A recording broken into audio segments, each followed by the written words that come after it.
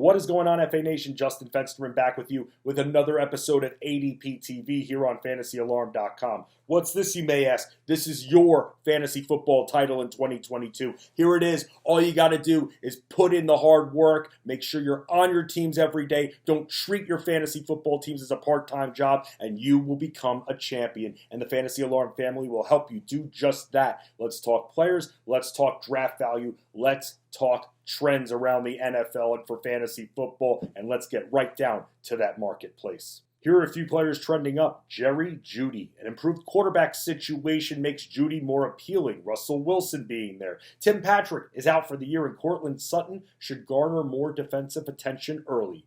Jeudy missed a lot of the first half of last season with an ankle injury, but when he was playing the full season 2 years ago, his rookie year, he had over 100 targets, and he should be looking at 100-plus targets once again here in 2022. Currently going towards the end of the fifth, early sixth round, solid value, and less of a price to pay than Courtland Sutton. Up next, Dameon Pierce. He's being drafted a half round earlier in 12-team leagues in the last week alone in high-stakes fantasy football leagues. Pierce is still being drafted outside the top 100, and his competition for carries is Marlon Mack and Rex Burkhead. Both have had their health problems, and one, if not both, might get more carries than Pierce in the first few weeks, but soon after that, Pierce should start gaining ground, and towards the end of the season, we could be seeing him have the lion's share of the carries.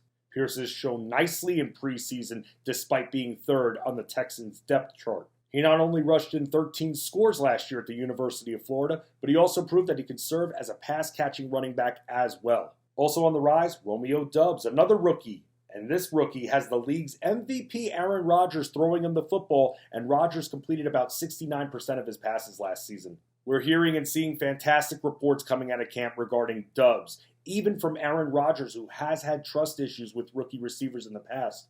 Doubs has actually risen 2 full rounds in high-stakes fantasy football draft boards alone. There's not a lot of competition at receiver in Green Bay, and Christian Watson is still hurt, and Doubs has more familiarity with Rodgers than Watson at this point, and Allen Lazard is expected to see top coverage from opposing defenses. Now for a few players trending down, let's start with Darren Waller, who's dropped outside the 5th round in 12-team leagues in recent drafts. He has more competition for targets, especially with Davante Adams aboard, and Adams had the 3rd most red zone targets of any player last year. Waller only scored twice in 2021 in 11 games, and he's actually had just one season with more than 3 touchdown catches.